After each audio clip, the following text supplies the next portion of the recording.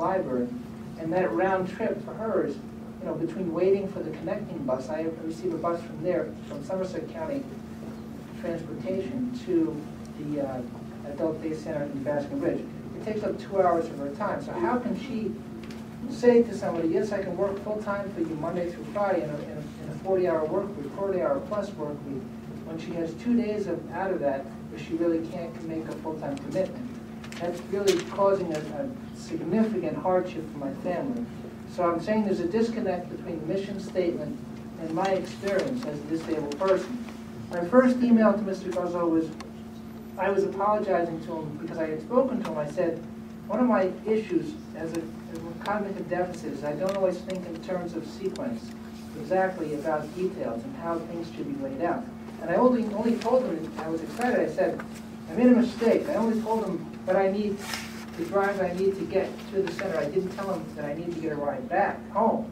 I forgot to mention that. It was my mistake. So I said, on the 15th, in my brief phone conversation to you earlier, I made a slight mistake. Aside from the Township of Berkeley Heights bus driving me from my home at 32 Hilltop Avenue in Berkeley Heights to the Warren Public Library at 42 Mountain Boulevard, Warren, New Jersey, because I live on the edge, the border of Berkeley Heights and Warren Township, so it's a quick drive. On Monday and Friday mornings, so that I arrived there by 8:30 in the morning, 15-minute drive. I'd also need a return trip home, on Monday and Friday from the Warren Public Library at 4:45 in the afternoon to my home in Berkeley Heights. And I said, thank you, again, for taking a stand on the principles involved in my request. I was thanking Mr. Guzzo. Disabled people should not be denied the opportunity to receive basic transportation to a facility that provides essential medical benefits. Making this happen would be a tremendous help to my wife, who doesn't have time to be my personal taxi, yada, yada, yada. Again, I am a high-functioning, completely ambulatory person who just needs a short-distance ride. My request is both very reasonable and supported by multiple federal laws, including the Americans with Disabilities Act, etc.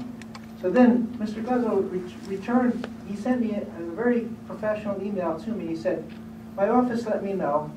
He sent me this email on Wednesday, January 16th at 5:16 in the afternoon, or the evening. My office let me know that you called a short time ago, and while I was out of the office, I wanted to get back to you, to let you know that I'm still trying to get transportation assistance on Monday and Friday mornings from your home to the Warren Public Library. While I have not been able to get a satisfactory resolution at this time, please know that I'm still working on a solution and plan on touching base again with you tomorrow. Okay? That was on the 16th. Sure. Okay, fine.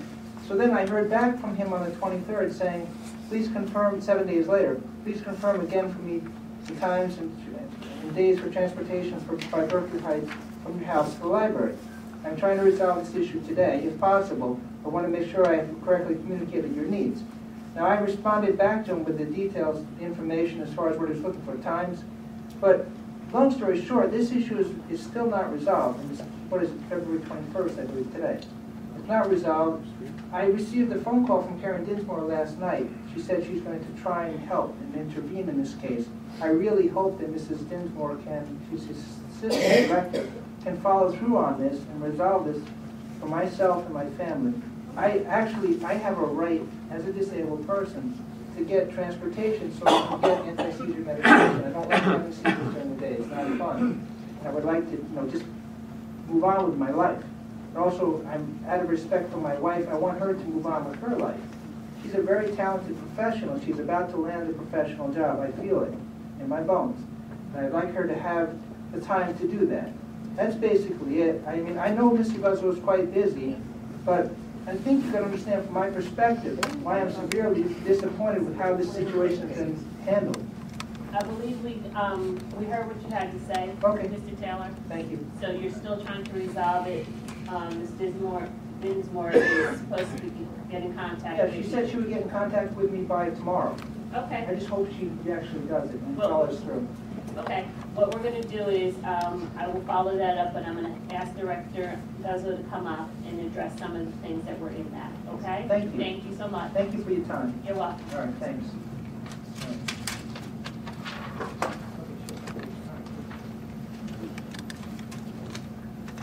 Madam Chair, members of the board, it's hard not to agree with everything that Mr. Taylor said. But we have to frame the issues, I think, accordingly. And number one, this issue came up a couple years ago, and we provided transportation, I believe, 2 days a week at that time, for Mr. Taylor to get back and forth. He's correct in that we have been going back and forth, I believe, since January. Yes. Okay. And I did speak to him on a couple of occasions. You know, I understand their frustration, but the board and the public needs to understand, you know, that when we're asking another entity to help us, and in this case it's Berkeley Heights, we don't have any control over them. We didn't buy their bus. We can't tell them who they should transport. We really don't have any role other than to ask them, and that's what we've done, and that's what we tried to work through.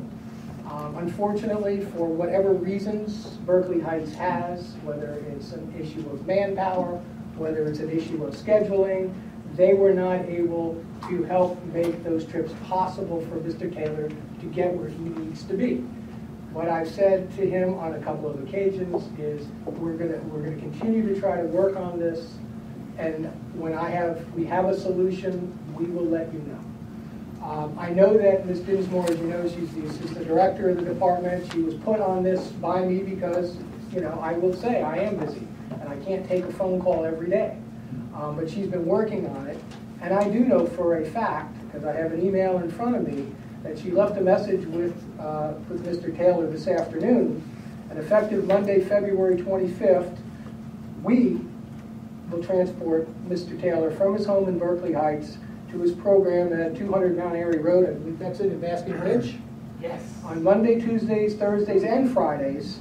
And as you know, previously we were only transporting him on Tuesdays and Thursdays. So while I understand his frustration, I promised, and the county promised, that we would try to work it out to the best of our ability. Again, we cannot control another entity on what they will help us do, but we were able to finally manipulate the schedule to the point where we're able to provide him with the transportation that he needs. Thank you, I appreciate it.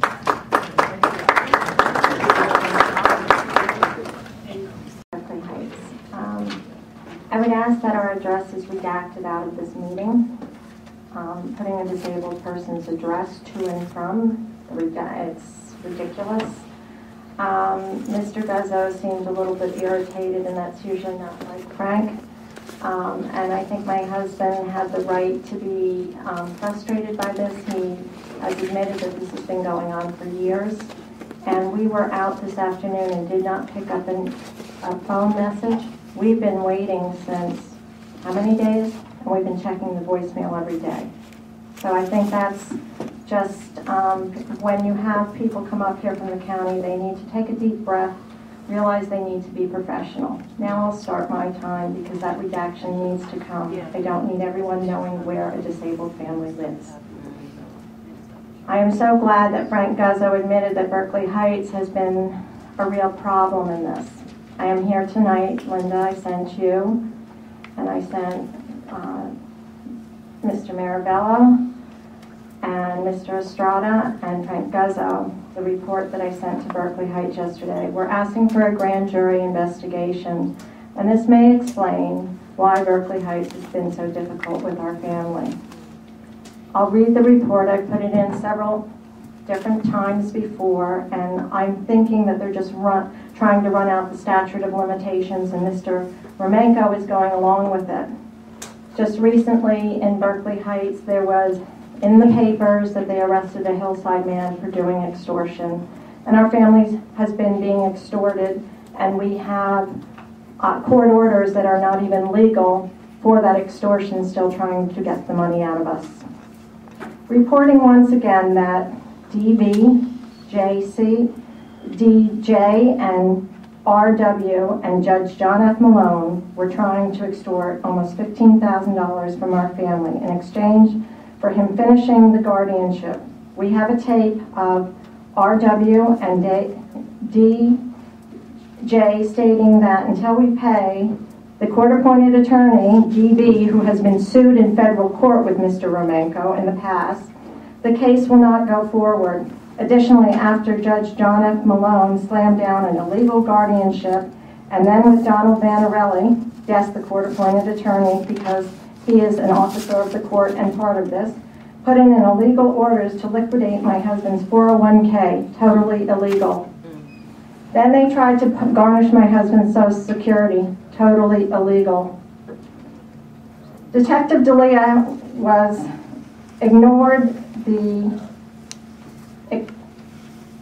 ignored the extortion to cover for the illegal activity with Joe Williams, a sergeant, and Michael Mathis, our police chief, who is not my chief. Due to the fact that the prosecutor's office in Union County just prosecuted a Berkeley Heights extortion case, we would like the case prosecuted. We would like the grand jury to hear the tape and see the evidence. Additionally, during the time Joe Williams filed, when the guardianship was going on, the police were in on this. Additionally, during the time Joe Williams filed a false investigation report and Michael Mathis filed a false status report, if we would have been depleted of all our assets, local builders, possibly conflicted police, could have bought our home for taxes, no conflict of interest there.